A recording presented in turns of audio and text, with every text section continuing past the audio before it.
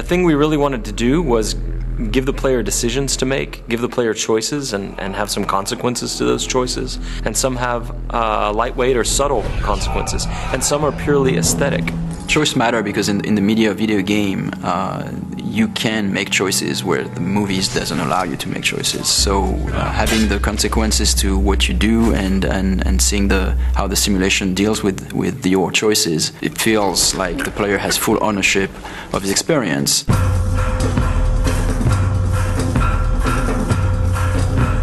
My goal is that everything that the player wants to do, he should be able to do it.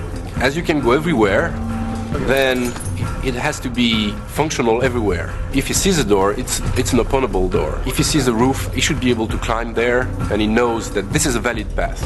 As you guide Corvo through the world, as you see this world from a first-person perspective, you can constantly approach the game with all-out violence or subtlety, like you can be very surgical in how you move into an environment and how you deal with the assassination target. Ce qui est vraiment très intéressant dans Dishonored, c'est la possibilité pour le joueur de vraiment inventer son histoire, on va dire. Il peut vraiment jouer le jeu de la façon dont il a vraiment envie. Il peut très bien jouer au jeu sans jamais tuer personne, ou alors être une bête sauvage et attaquer tout le monde, mais ça aura des conséquences dans le jeu. I feel like we might have made the first assassination game where you don't actually have to kill anybody.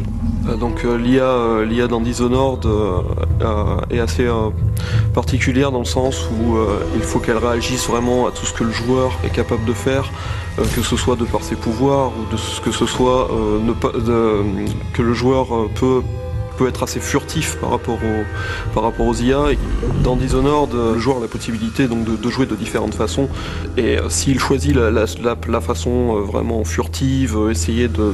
There's really no reason for you to listen to me. If you ever need steady work, you come see me. Il peut écouter ce que l'IA va dire. Il peut écouter les conversations, il peut obtenir il peut avoir quelques indices en fait sur ce qui se passe, sur comment arriver à résoudre sa mission. Oui, donc le joueur va pouvoir utiliser des combinaisons de pouvoirs assez variées. Par exemple, donc il va pouvoir arrêter le temps, commencer à utiliser l'arbalète pour tirer sur les différents ennemis. Les flèches vont prendre le cours normal du temps, tous les ennemis dans la pièce vont mourir. Il peut utiliser ça de façon... il peut utiliser des combinaisons complètement incroyables. Et je pense que on va être assez étonné de ce que les joueurs vont être capables de faire. So when people play Dishonored, and once in a while they figure out something that just feels utterly creative to them and that they wouldn't have expected to be able to do in the game, that is a magic moment for us. That's what we live for. I watched a guy the other day do something I'd never seen in Dishonored before. He was running away after killing off a couple of high-profile assassination targets, 2 members of parliament, and he was up high on a balcony. And the jump would have killed him because it was maybe 4 stories up, but he had the possession power. And in our game, when you possess somebody, it's not like you leave your body behind and possess them with your mind. It's a corporeal thing, so you move physically into them, and then you pilot them around. And so he jumped off of this balcony 4 stories up and plummeted to the ground, and I thought he was going to die. He was on the pavement next to the river, but he was angling for this guard that was walking a patrol down there, and as he got close to the guard, he activated the possession power and moved into the guy, and it kills the inertia of the fall, and he lived and walked past the other guards who didn't know anything was wrong. And that is a moment you can't have in another game.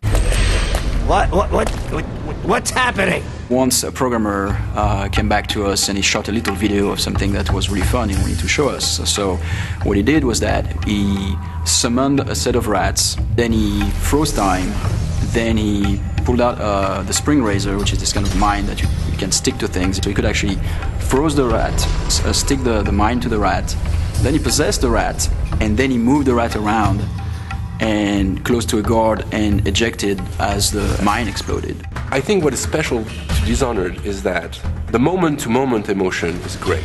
In a shooter, for example, you know that shooting at a guy will kill you, and you have to take cover and progress and well.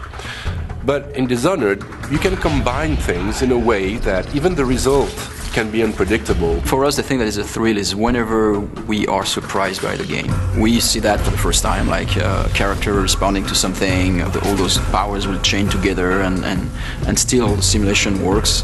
For us, it's really mind-blowing. What I like to do when I'm playing games, to share experiences. Every player experience would be pretty different.